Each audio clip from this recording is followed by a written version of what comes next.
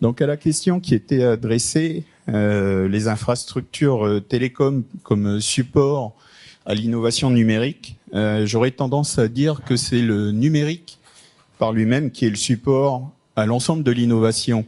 On le voit bien au cœur de l'ensemble, on a bien les infrastructures télécom qui supportent le développement du numérique, mais le numérique est aujourd'hui dans l'ensemble des secteurs d'activité, que ce soit la mine, l'industrie, les biotech, l'énergie. On voit que c'est le facteur d'innovation sur l'ensemble des secteurs, jusque dans le secteur des services publics, qui n'échappe pas également. Et on a la cellule économie numérique qui est là aussi pour pouvoir en parler. Tout ce que l'innovation numérique peut apporter au domaine des services publics. Le point que je voulais partager également avec vous, je vais me mettre un peu en retrait, eh bien, c'est que sur le numérique, on est dans un domaine qui bouge très très vite, un écosystème où tout bouge assez vite, et une chaîne de valeur également qui est en évolution. J'entends par là que sur l'innovation et sur le numérique, jusqu'à présent, peut-être que l'on pouvait faire les choses seul, mais aujourd'hui, c'est un ensemble de partenaires. C'est un écosystème qui se constitue pour pouvoir développer les services, avec une chaîne de valeur qui se recompose. Aujourd'hui, les valeurs se redistribuent des réseaux vers les services. Aujourd'hui, les services ont pris le pas sur les réseaux. Et demain, la chaîne de valeur va se reconstituer et se créer autour de la donnée, qui est pour demain la première richesse du numérique.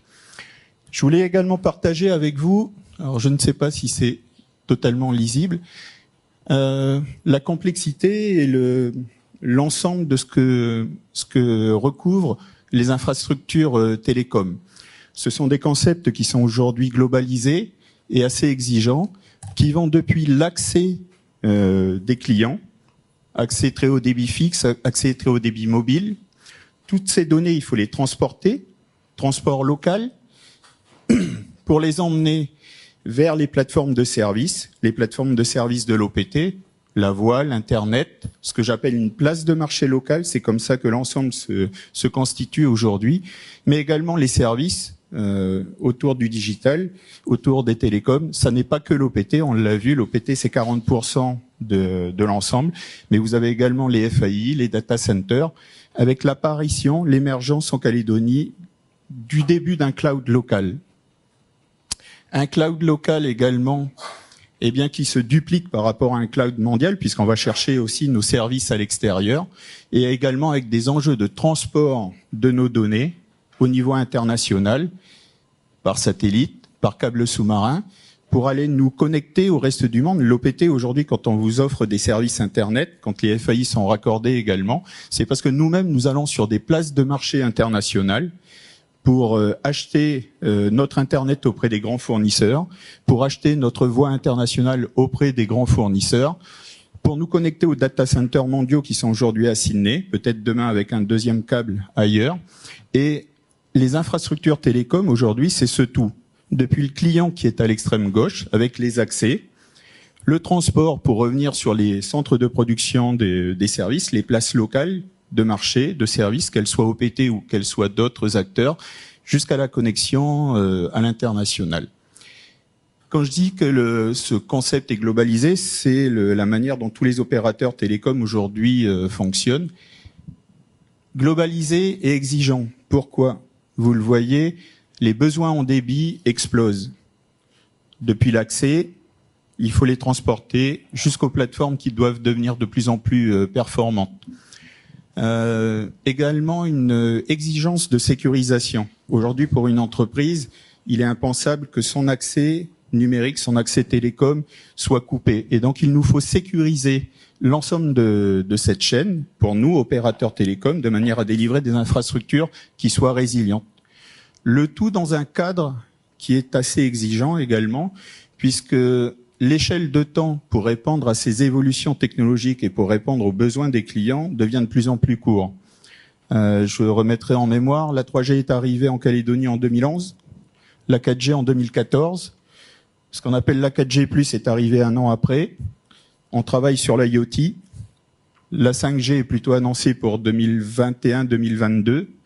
Donc il faut construire l'avenir, et on voit qu'on a des générations de nouveaux réseaux qui qui arrivent de plus en plus vite, avec en même temps qu'ils sont là, des problématiques de scalabilité, c'est-à-dire qu'il faut investir pour répondre aux besoins, tout en pensant à enlever les vieilles technologies, le cuivre, la 2G, et dans un cadre pour un opérateur télécom comme l'OPT, mais c'est valable pour l'ensemble des opérateurs télécoms, qui est assez particulier, c'est-à-dire que la valeur que nous dégagions de nos réseaux, eh bien, elle migre vers les services et elle migre vers les données. C'est-à-dire que nous-mêmes, nous devons aussi réfléchir à assurer une transition de notre modèle économique, de la valeur que l'on dégage de nos réseaux, vers ces deux points. Alors, les chiffres du déploiement des réseaux en Calédonie aujourd'hui. Alors, même sous la torture, je ne vous parlerai pas de l'appel d'offres en cours sur le deuxième câble sous-marin international. Je vois qu'il y a des gens qui me regardent, mais non, le dossier est en cours. Par contre, sur la fibre, alors on est sur, on l'a dit, on est sur un projet à 10-12 ans pour assurer la transition du cuivre vers la fibre, remplacer l'ensemble de notre réseau cuivre sur le territoire, ce qui nous emmène, on a commencé en 2015, ce qui va nous emmener en 2025-2027. Où est-ce qu'on en est aujourd'hui? Plus de 30 000 prises raccordables, c'est-à-dire qu'on a fait à peu près 40% du chemin. Je dirais que c'est le plus simple. C'est le raccordable, c'est mettre les tuyaux dans les rues, être devant les maisons.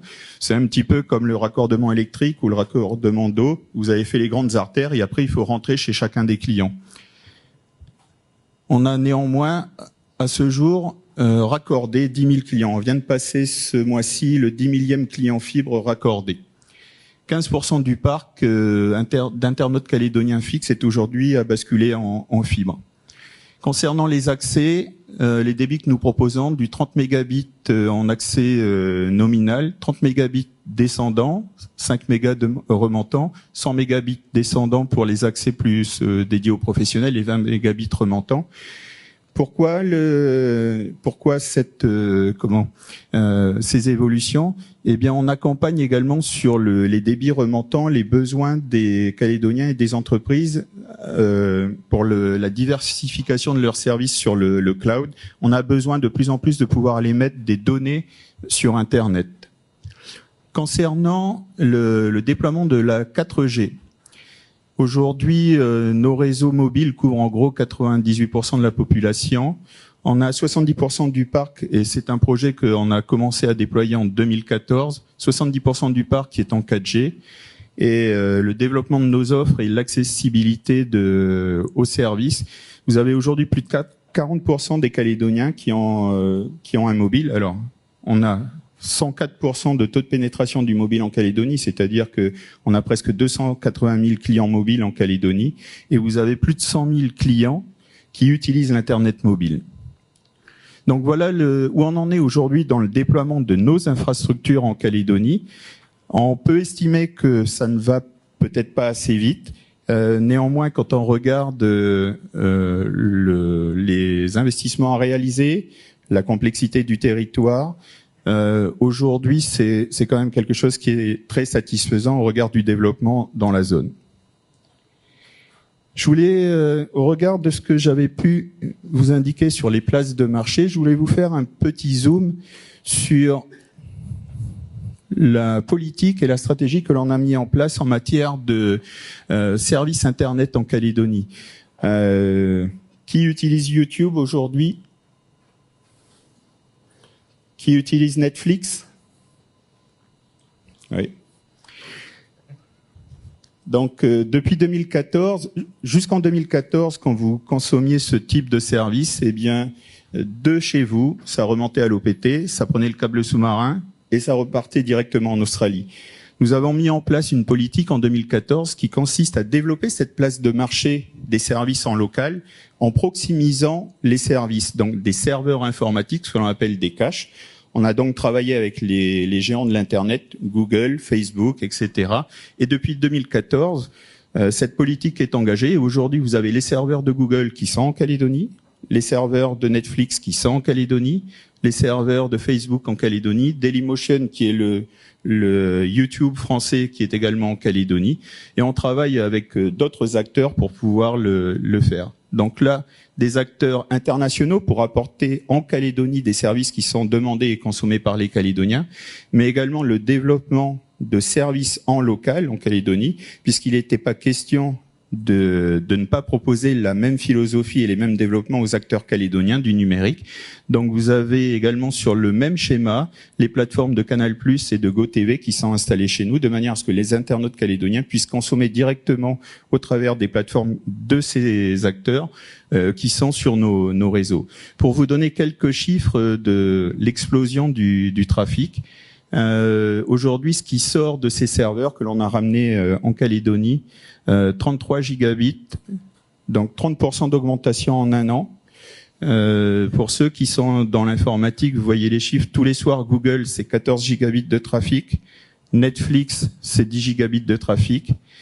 Quand on discute avec Netflix, on peut discuter de tout, hein, qualité de service, tout ce que vous voulez, mais quand il s'agit de savoir combien il y a de clients Netflix en Calédonie, ils sont plutôt muets sur le sujet. Donc c'est pour vous indiquer comment les services se développent et comment on passe des réseaux, des infrastructures à ces services et des services qu'il faut développer en proximité en Calédonie pour développer de la valeur. Les perspectives, pour nous, je dirais que c'est l'histoire sans fin, l'histoire qui continue. Pour 2019, nous allons continuer à déployer nos réseaux. Nous allons poursuivre la proximisation des contenus avec des acteurs comme Amazon, comme Microsoft, Azure, donc des solutions plutôt professionnelles. Le cadre également, donc là on est sur les réseaux, mais le sujet c'est comment on passe des réseaux aux services. On a abordé le sujet, c'est tout le cadre réglementaire aussi qui est en train d'être reposé. La Nouvelle-Calédonie a lancé une étude sur la stratégie télécom, dont les résultats seront connus, je me retourne vers Bruno et Georges, fin de cette année, début d'année prochaine. Donc qui va fixer le cadre dans lequel la Calédonie va évoluer.